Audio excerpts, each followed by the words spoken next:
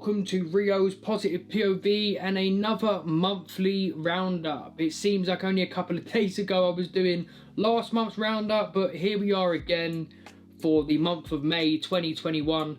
And the first movie that I watched was Rushmore, which is a Wes Anderson movie which stars Jason Schwartzman and was released in 1998. I still have 2 Wes Anderson movies to go. 2. However, at the moment, Rushmore is the clear favourite of mine out of all of his movies. It is a perfect 5-star rating. It is such a good watch. It is just outstanding filmmaking. First movie of the month, we started off really well with a 5-star rating. That is what I'm talking about. Things were looking good. The next movie I watched on the same day was the Life Aquatic with Steve Zissou, which is also a Wes Anderson movie. Whilst not to the heights of Rushmore, any movie starring Bill Murray is okay with me. And the Life Aquatic with Steve Zissou, I gave a 4-star rating. Fun, enjoyable, but just didn't hit me the same way that Rushmore did. There was something just missing to give it that extra star rating. Then I had a day off because I went out and had a couple of beers, and the movie that I watched on a hangover was If Beale Street Could Talk. And if you've seen If Beale Street Could Talk, you would know that that is not a movie to watch when you're emotional and hungover. I made that mistake. Tears were shed. If Beale Street Could Talk, the 2018 movie, is just such a fantastic movie. Barry Jenkins is a marvellous filmmaker, and If Beale Street Could Talk is given a rating from me. It's 4.5 stars. Then I went back and watched another Wes Anderson movie, the Darjeeling Limited from 2007, starring the Wilson brothers and again Jason Schwartzman. This one I didn't like that much. I gave a 2.5 star rating, which is just not a great rating. It's not bad, it weren't the worst one I've ever seen, but considering how much I've enjoyed Wes Anderson's other movies, I was slightly disappointed. The next movie I watched was one of my dad's all-time favourites from 1997, Starship Troopers. I've seen this film so many times. It's a 4-star rating. It's a terrible movie, but boy oh boy is it fun. I absolutely love it. So Starship Troopers, 4 stars. Then I had a couple of days off. Don't know what I was doing, to be perfectly honest. And then I got back in to watch a Swedish horror movie from 2008 called Let the Right One In. What a absolutely fantastic movie that was. There is a American remake starring Chloe Grace Moretz, which is meant to be okay, but not that great, if that makes sense. I think the movie is meant to be not that bad, but considering how good Let the Right One is, people don't like it. Let the Right One In, I gave a 4.5 star rating, and I thought it was just absolutely fantastic. It was a very unique movie. It was just such a breath of fresh air in watching something like that, because a lot of the times the movies that you watch, they kind of don't have any uniqueness about them at all. They're good movies, but there's nothing that makes you say, oh wow, I haven't seen this before. So Let the Right One In was a great movie. And then my favourite movie that I seen this month, Raw, which is a French horror movie from 2016 about this veterinary student who goes to veterinary school, and basically she's a vegetarian and she gets forced to eat a rabbit kidney, I believe, and it just turns to an insane movie. Absolutely fantastic. Again, a movie that I've just never seen before. The premise of the movie, the storyline, the twists and turns that happen, and just the all-round kind of nutness of it was really good, and I was a big fan of Raw. It's not a movie I'm going to rush to watch straight away again. It's one I am going to buy and add into my collection because it just needs to be appreciated. Raw, 5 stars. The next movie I watched was Saw, the original Saw movie, which I am a big fan of. Saw 1, 2, and I think 3 I've watched before. Saw 1 I've watched a couple of times. I think the twist is one of the best twists I've seen in film. I did see a couple of people recently, because of the release of Spiral, talking about Saw 1 and saying that the twist was very obvious from the get-go. Absolute bullshit, mate. You're talking shit. There's no way you believe that. Saw, 4 stars. The next movie I watched was a movie that was released in 1999 called Ravenous. The movie stars Guy Pearce and Robert Carlyle, and I asked for movie recommendations that was similar to Raw. The only thing similar to Raw and Ravenous is the cannibal element. There's nothing similar to them at all. The score was just so overpowering for me, it took me completely out of the movie. And I gave Ravenous a 2 stars. 2-star rating. 2-star rating. The next movie I watched was Chloe Zhao's movie, The Rider. And I just absolutely loved that movie. If you've watched my previous videos, you know how much I love Chloe Zhao's Nomadland, which has won the Best Picture Oscar. And I've been talking about how good that movie is for months now. And The Rider may even be a better movie. The emotional sentiments that are put on display by the lead actor and the surrounding people involved. And also, again, it tells a story of a marginalised group of people that don't normally get their story told. It was a very unique movie, beautifully shot. The cinematography is fantastic. Some people may not like Chloe Zhao's style. And I know when Eternals comes out, people are going to moan about the colour palette and stuff like that, but honestly, I'm just such a fan. I love those wide-angled shots. Completely a bit of me. The next movie I watched was a first-time watch. It's a movie that I did not know was directed by the director it was directed by, and it was Stardust, which is directed by Matthew Vaughn and stars Charlie Cox, Claire Danes, Michelle Pfeiffer, Mark Strong, and the bombshell that is Sienna Miller. I don't really like fairy tale movies. It's not my genre at all. However, Stardust was pretty bloody decent. And I ended up giving it 4 stars, which, going into that movie, I never thought it was getting 4 stars. But it is what it is. Then I watched the 1990 release Tremors, which I'd seen on Netflix. And if you see a movie like Tremors on Netflix, you're not going to watch it. You are going to watch it. So, Tremors, starring Kevin Bacon, I gave a 4-star rating. I'm a fan. Again, it's not the best movie in the world, but it's fun, it's enjoyable, and that is what we're here for after all. Then I watched Highlander, There Can Only Be One, and I am buzzing, absolutely buzzing that Henry Cavill is going to be making a remake, because I'm a big Cavill fan, big Highlander fan. The Highlander, from me, got 4 stars. Then we finally got back into the cinema. The cinemas reopened. And what did I go watch? I went and watched The Unholy, which is a horror movie. The movie is directed by Evan. I'm not even going to try to pronounce his surname because I'm going to absolutely butcher this Greek name. However, it stars Jeffrey D. Morgan and it is not great. I gave it a 2-star rating. A couple of bits that maybe, jump, stuff like that, but honestly, storyline and everything was pretty wank. But I gave it 2.5 stars, and I think I was generous because it was my first movie back in the cinema in about 6 months. Then I watched another movie which I'm a huge fan of. It is Robert Eggers' The Witch, starring Anna Taylor-Joy. What a movie. Honestly, the symbolism, the imagery, the whole premise of the movie was fantastic. It was very stripped back. It wasn't an extravagant tale. It wasn't an extravagant plot or an extravagant looking movie, but there was just something about it that I really loved. It seemed to mesh in really well, and considering it was made in 2015, so it was probably one of Anna Taylor-Joy's first ever performances, fucking hell, was it an amazing performance. Then I watched a movie by Jennifer Kent called The Nightingale, which is a movie which I was warned going into that it was going to be a hard watch, and oh my god, was that first half an hour a hard watch.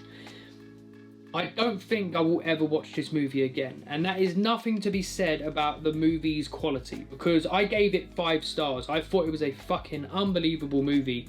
Great story, great acting, the editing, just everything about this movie was flawless, from the costume design to the set location. Everything about it was fantastic, but because of the stuff that goes on in the first part of the movie, I don't really want to put myself through that again. However, if you haven't seen it before, I recommend to watch it, which is a very much a stupid thing to say if I'm never going to watch it again, but it's a fantastic movie. Then I went back to the cinema and I watched a movie which I really enjoyed watching at home when the cinemas were closed, and it was the new version of Mortal Kombat. And I just really wish I would have not watched it at home, and I would have watched it for the first time in the cinema, because it was truly magnificent. The fights were just awesome. Yes, the flaws are still there, and being back in the cinema was great. So again, 5 stars Mortal Kombat. I love the movie and I couldn't give it anything else but 5 stars.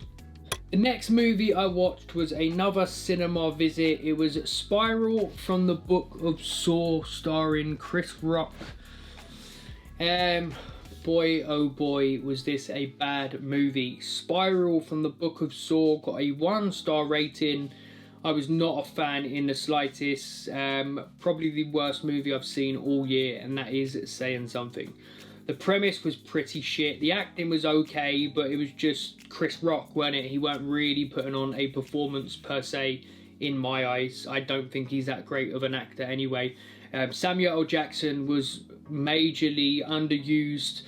The traps were pretty dire. There was no real focus on the traps themselves, which I think is one of the main reasons that people like the Saw series. The ingenuity of the traps and just the uniqueness of them, and I don't think that was there on this one.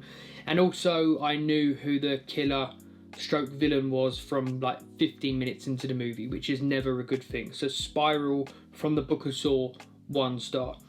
Then I watched Army of the Dead, which is Zack Snyder's zombie movie starring Dave Bautista, which was released on Netflix. A fun, enjoyable movie. The German geezer was by far the highlight of the movie for me. There was some small tidbits which just was like, whoa, what is going on? There was one zombie that got killed and it looked like a robot. There was one section where they're talking about maybe it's us on a time loop, and I thought that was just, my mind was blown. I was thinking, hold on a minute, that would work. I've also been playing Returnal on the PS5 for the last couple of weeks, and that whole time loop thing is just in my head. So I think that is a good thing that they could explore in the future. Also, Dave Bautista, easily the best actor to come from the WWE. Army of the Dead, I gave 3 stars. And now it is a movie which I've seen multiple times. It is the 1992 release, Candyman. Candyman is fantastic. And that movie used to shit me up. And I rewatched a trailer for the new version that's coming out, which I'm massively buzzing for. And that made me go rewatch Candyman. Candyman is a 4-star movie for me. I much more loved it back in the day. If this was 10-15 years ago, I would have gave it a 5-star rating. Then I watched Jay and Silent Bob reboot from Kevin Smith. The Jay and Silent Bob movies, the whole characters are pretty funny. I liked the young girls, the fact that they were highlighting the fact that any reboot or any updated version of anything, it's all about diversity, and it's just forced diversity, if that, because diversity is fine, but when it's forced, it just feels so out of place. And I was a huge fan of Kevin Smith. I'm a big fan of his movies. Jay and Silent Bob is not that great, however. It's basically the old movie retold exactly the same. So Jay and Silent Bob, 3 stars. Then I watched Death Becomes Her, starring Meryl Streep and Goldie Hawn and Bruce Willis. 3 stars, decent movie, nothing to write home about, but Meryl Streep, and that's all that matters, because she is just such a fantastic actress. My favourite. Then we watched one of the best horror movies ever made. In fact, my 3rd favourite horror movie behind Alien and Jaws. It is John Carpenter's The Thing, which I actually watched again last night. We'll get to that on next month's roundup. And it's just so well made. The fact this bombed at the box office drives me absolutely insane. And it just shows that most critics do not know what they're fucking talking about. Probably including me. But it is what it is. Enjoy what you enjoy. Hype up what you want to hype up. And if you don't like something, say you don't like it. Let's get away from this, oh, everything's nice, everything's lovey-dovey. Because it's not, alright? The next movie we watched was if Spiral, the book, whatever it was, is the weakest movie I watched this year, The Conjuring, The Devil Made Me Do It may be my biggest disappointment. I went into this movie expecting so much. I am a huge fan of number 1, a massive fan of number 2. That fucking nun creature creeps me the fuck out anytime I see her face. And I just feel like they messed with the formula. I know James Wan wasn't there directing, and that is clear.